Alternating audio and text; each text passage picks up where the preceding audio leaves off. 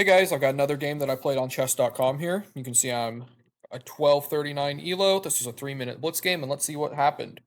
So I played the move pawn to e4. My opponent plays the perk defense, so I go ahead and bring out my knight, playing the move f3. So in this way, I can't play the Ponziani, which is my favorite, so we'll see what I did instead.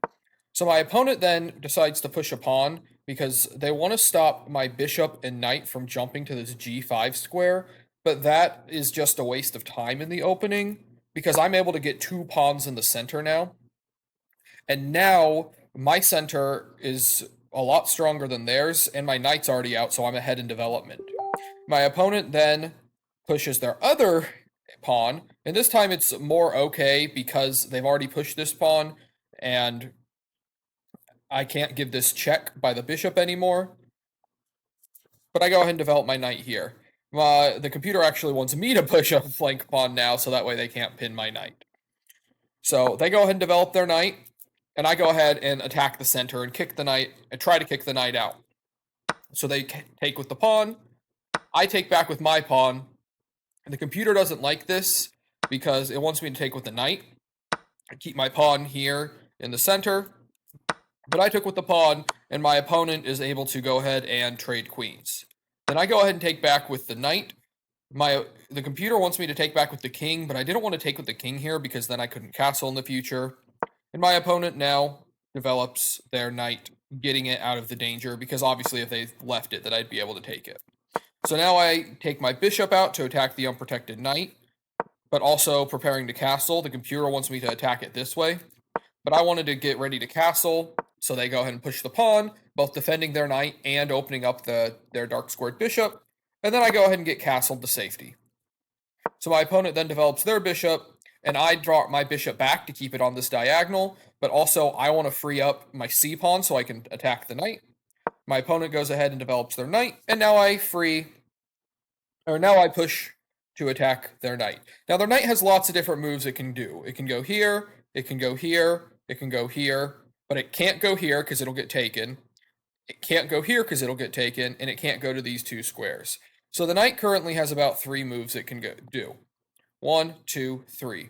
And unfortunately, when a piece is attacked, you need to make sure you're careful where you move it to. Obviously, since I'm attacking it with a pawn, you don't just want to leave it, because if I take with the pawn, then I'll simply go up a piece. And so my opponent unfortunately makes a blunder and plays the move knight to f4, and this simply hangs the piece because my bishop is able to take back. And so I've won a piece for free, basically. My opponent should have just retreated the knight, and then we would continue the game from there, but they blundered their knight in this instance, so I go up a piece. Anytime you see a free piece, of course, you're going to take it. So my opponent then castles, I pull my bishop back, and now I've got my bishop on this diagonal, and I've got ideas of starting to push my queenside pawns. And my opponent now goes ahead and offers a knight trade, which they say is best. Now, since I'm up a piece, it's best to just go ahead and trade off the material. The fewer pieces he has, the better. And so I take the knight, and he takes back with the bishop. And now you'll see he has 2 rooks. I have 2 rooks. I have a knight that he doesn't have because he lost his knight earlier. Now I go ahead and develop my rook and overprotect this pawn. The bishop was staring at the pawn, but the knight defended it, but now my rook also defends it. And now my opponent strikes for my pawn right there. I offer a trade of bishops, and again, since they're down material, they shouldn't be trading pieces, but they allow me to go ahead and take off a bishop. What they should have done is they should have taken that pawn for free, but since they didn't, I'm going to take the bishop back, and so now I still have this extra knight that my opponent doesn't have. My opponent then pushes their bishop here, getting ready, or pushes their pawn, getting ready to open up their bishop. And I go ahead and attack this pawn, pinning it to the rook right now, and they go ahead and develop it this way. Now I move my rook to this open file to attack their unprotected bishop, and they go ahead and defend it, and then I take this pawn. They take back, and now they've opened up an attack on this pawn here, so I go ahead and push it, and now they can't take this pawn and infiltrate because it's defended by this b pawn here. And now they play the move rook to a4, attacking my bishop. Now, I didn't see this move at first, but what I could have done is I could have just taken the bishop here, because if they take the bishop back there, then I get to take their rook, and now I'm simply up a rook. So I didn't see that on this move, and I played the move f3, and then my opponent attacks the bishop again, and luckily for me, I do spot it this time, though I could have taken en passant right here. But I spot it this time, and my opponent still can't take back because this is still a rook for free. So I just get to win that pawn. They then kick my knight, but I realize that I can go ahead and take this bishop because once they take back, I'll take their rook. And that's almost what they did in the game. In the game, they brought their king over, and then I went ahead and played the move bishop to e6, attacking the king. And once the king took back, now I get to take the rook. And finally, my knight falls, so I'm simply up a rook in this exchange, and I'm up 2 pawns. So I am in complete control right now. You can see the evaluations about plus 5.9. So then I go over to attack this pawn. The king takes my pawn there, and I go ahead and take this pawn off from the game because it's close to becoming a queen. My opponent goes ahead and attacks right there, and I go ahead and give them this check. They can't take back because it's defended by the pawn. If they take with the rook, then I'll take with the pawn, and then they'll take this pawn back, probably, and I'm simply up a rook and a pawn, and this should be completely winning for me. But my opponent decides to move the king out of the way, and here I accidentally mouse slipped. I played the move rook to b3.